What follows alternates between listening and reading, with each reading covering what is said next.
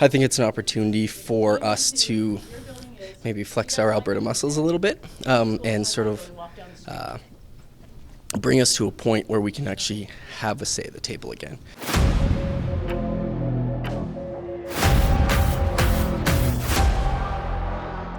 Separatist sentiment in the province of Alberta has been surging since the polls closed in the federal election. It became clear that Alberta and Saskatchewan would have no representation in the federal government. And Jason Kenney, a staunch federalist, is trying to find a way to soothe over that anger and frustration without going hard separatist like many Albertans want him to. Now, he has a few options: controlling immigration at a provincial level, controlling firearms, perhaps even pulling out of the CPP. And that is exactly what it looks like the Kenney government might be positioning themselves to do. Now, no official statements have been made outside of a live stream that Kenney had on Facebook. Here's what he said. But let me just say that with the youngest population in Canada, we are by far the largest net contributors to the CPP.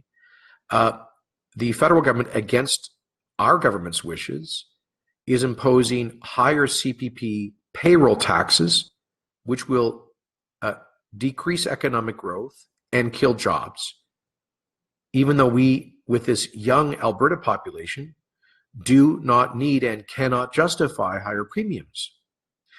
So those are some of the arguments that I anticipate will be made in favor of a prospective transfer to an Alberta pension plan, mindful that Quebec has quite responsibly managed their own Quebec pension plan outside of the CPP for the past 60-some years. Now, Albertans have billions of dollars invested in the Canadian pension plan. Now, that money, billions of dollars, is currently being managed by the feds. That money could be managed by AIMCO, an Alberta Crown corporation that currently manages the pension plans for provincial employees.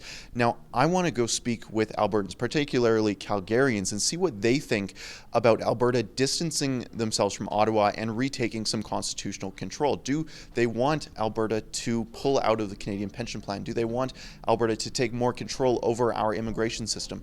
Let's see what they have to say. Right now, I'm sure you know, confidence in the federal government from Alberta's perspective, and even Saskatchewan, is at an all-time low. We're trying to figure out if Albertans would support pulling out of the Canadian pension plan and managing our pensions specifically in the province of Alberta. Absolutely. Yeah, I support anything that gives us some independence again, a voice again, because we have clearly lost that in this country, which has been made even clearer by the past elections. So, yeah, I would absolutely support any sort of independent Alberta solution that pulls us out of that federal sort of jurisdiction. It has potential to be. Sure, absolutely. Why is that important to you? Well, I think it's important to me that we have more control over our money. I don't like sending it to Ottawa. I think that they are, I don't know, I just think the more independence we can have, the better. Oh, yeah, right on.